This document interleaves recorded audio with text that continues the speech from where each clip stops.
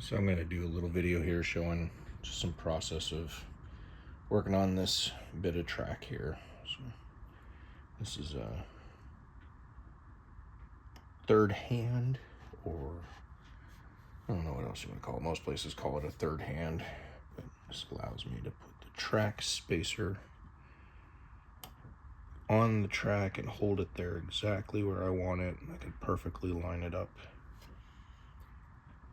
And I know it's not going to move on me when I'm going to solder it. Hopefully. I'd say about 90% of the time it works 50% of the time.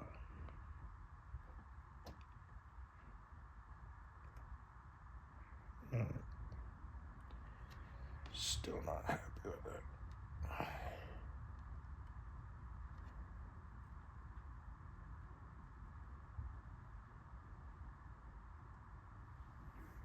How's that look?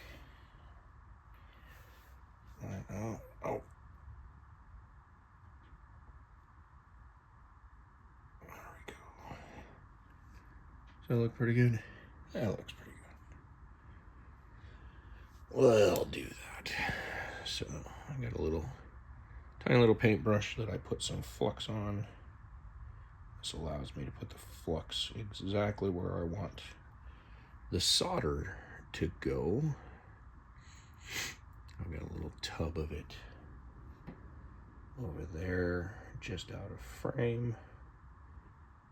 So I'm putting the flux all around the joint where I want solder to flow. I'm going to put my ground clip on, which I probably should have done first because sometimes this moves the whole piece when I put it on there. See how it moved? Darn it.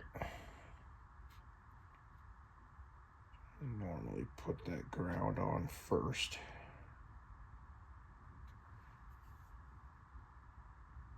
Alright.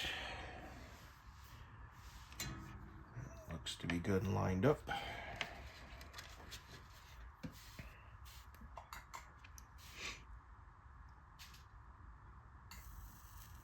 Switch goes on. See the solder flux there. Solder and flux. I did not have that down low enough.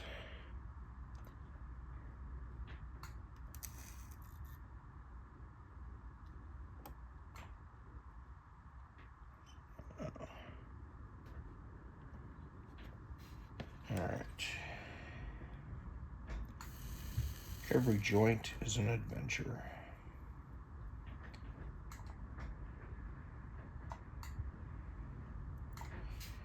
I mean that the literal connecting of the brass joints, not any other implied joints.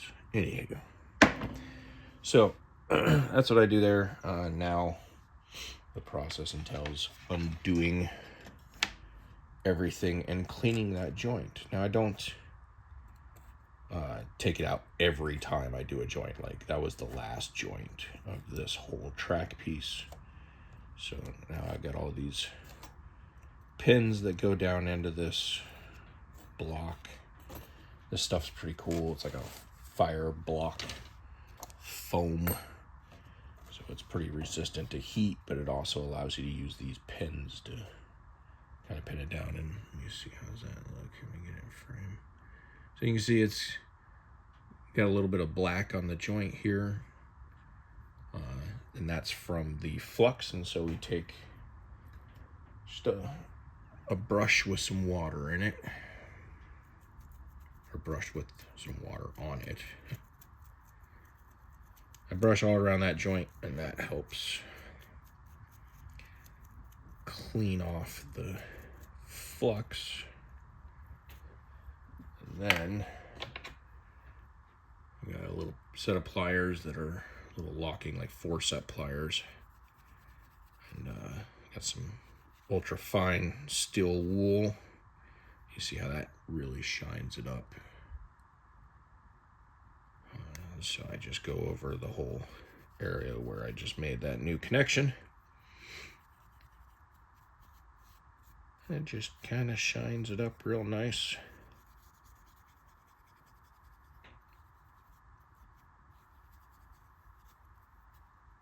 Look at the top side here, make sure we get that real good. And one of the things that I've had people ask me is like, no matter what, this is brass and it's going to get a patina on it. It's going to age and turn a greenish color. That's what brass does. But I clean the joints and I make the whole thing shiny now so that it will age all at the same rate. If I were to leave any amount of flux on here or not clean up the joint and just leave the discolorization, I've found that the areas where it was heated up will then age faster. So anyway, I made this piece so that there's a gradual slope in it, so I should be able to roll the marble and continue all the way down. I didn't give it enough steam. Let's give it some. Anyway, once I mount it in the sculpture, it'll be on a bit more of an angle like this, and so you can see it'll want to roll nice and smooth all the way down. And so anyway, that's the process. Now I will take and mount this in space in the sculpture and attach the supports and attach the track, and I can show you that here in a moment. So this is that piece that I just finished. I wanted to kind of show it off from a different angle.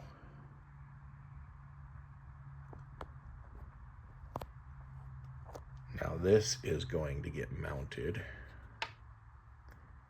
inside the sculpture about here. And so, I don't know if you can see that, but it's gonna line up with, there we go, that's a little better. Line up with this track here, and then do its little zigzaggy thing. So, that's where I'm at for now. I will take some time and get that mounted in here so that it's coming off of this thing. I still got to get a track support off of this piece over to here. Get that a little bit more rigid before I finish this section up.